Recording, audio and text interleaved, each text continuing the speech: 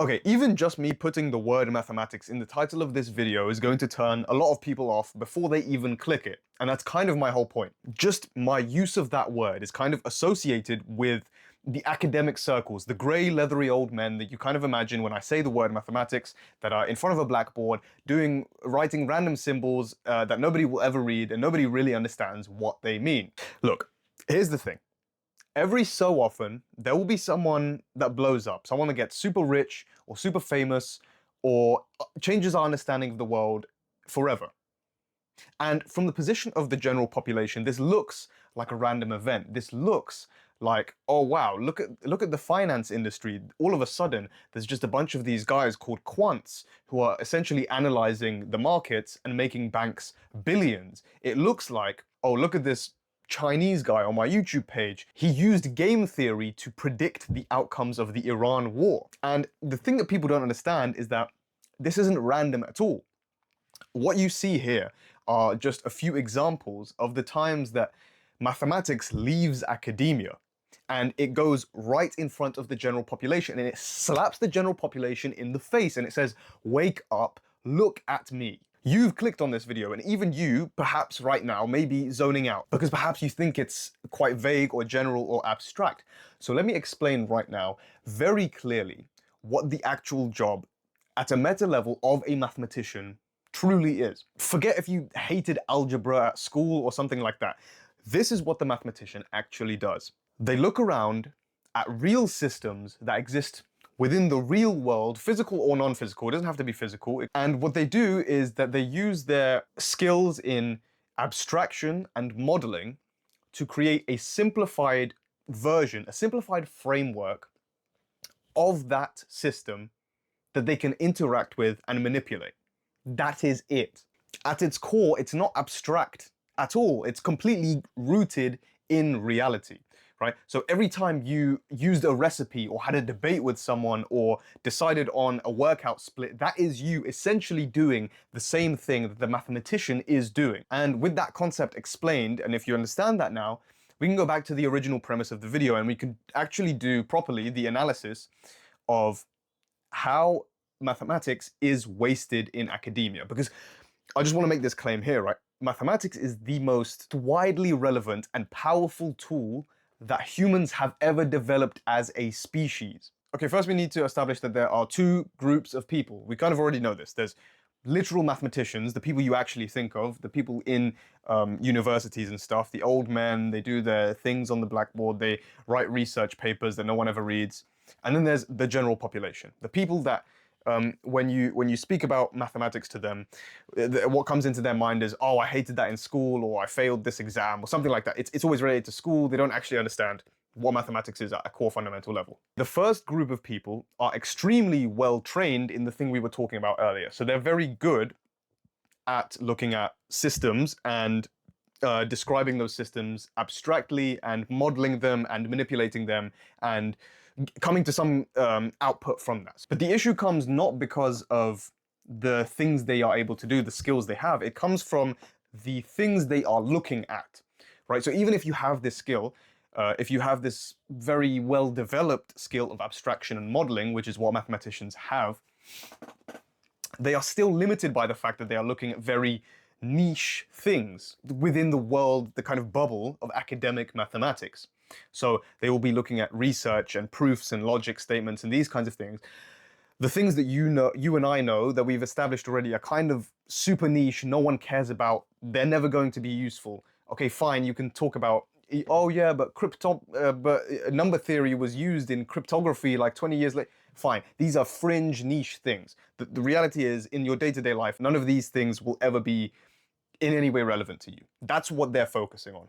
And the kind of rebuttal you'll hear when I say something like this is kind of related to that cryptography thing. People will say essentially mathematicians need to go delve very deep into any specific thing because you kind of gain general understanding about it. That sounds kind of vague. Let me give a concrete example. Let's say we have a pen, and yeah, I just spawned this pen out of nowhere.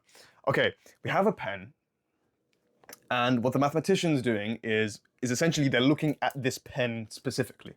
So What they're doing is they're analyzing every single little detail about the pen. This pen is some domain of mathematics. This is like number theory or game theory or something, okay? And they think that by looking closer at the pen, you can uncover truths about something else that will be at some point useful to someone 20 years in the future, 100 years in the future, okay? So this pen you can describe as just a pen. That's maybe how the general world sees it. It's just a pen. But the mathematician may look at it as, okay, but this pen is made of 2 parts. And actually, if I pull that out, it's made of 3 parts. And then actually, there's ink in there, so there's 4 parts, and then there's 5 parts. And what can the pen do? And how do I use the pen? And basically, they will do endless amount of analysis, and they will write many papers all about the pen. And the crucial error that they make is that they assume that the pen will ever tell them anything about the table. You could spend your whole life looking at the pen without understanding anything about the table. Similarly, the mathematician thinks they're doing very deep and important analysis of something because it's very complex, but they're still just looking at the pen. They're still looking at their little corner, their little bubble of something that doesn't actually mean anything to anyone. Okay, and then the second group of people, the general population, the non-mathematicians, the problem with that group of people is that they don't acknowledge that they're essentially doing mathematics, right? So they will be analyzing some structure. When they have a debate with someone, they're trying to use logical proofs or something. They're trying to use rationality, they're trying to use logic and deduction, but they don't acknowledge that they're doing it, so they don't do it very well.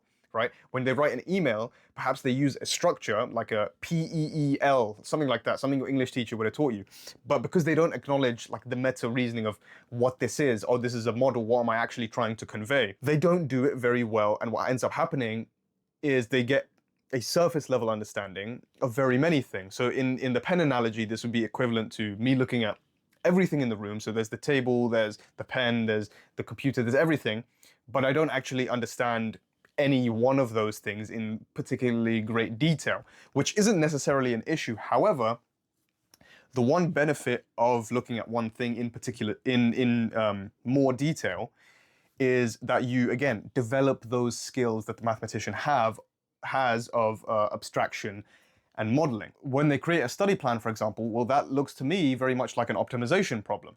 When they're analyzing what 2 different people could do in a specific scenario, that sounds a lot like game theory to me. And so these people are always capped by a limited amount of understanding of explicit modeling and abstraction. And because they've been turned off of the idea of mathematics because of school, etc. Okay, so then the reason I say that mathematics is wasted in academia is because it's when these 2 groups of people come together, when someone has an understanding of both areas, that you get the groundbreaking discoveries. You get those moments of, oh, this guy just predicted the Iran war because he's using supposedly using game theory, and he's applying it to a real system, and now we see it actually come to life. Firstly, in the field of academia itself, so a lot of development in the field of mathematics itself comes from outside of mathematics, from places like physics, computer science, probability theory, game theory, etc.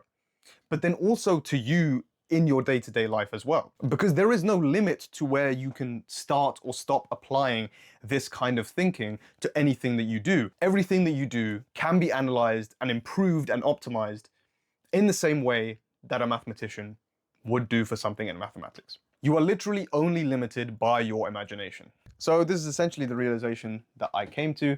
I'm kind of someone who is very much on at both ends. I study mathematics formally, but through a couple good teachers and some good books and the different ways of thinking, I actually also understood and learned how to start using the same principles that you do in a formal mathematics degree or qualification into things that you actually do in your day-to-day life. And once you see this kind of thing, once you understand this, there is no going back.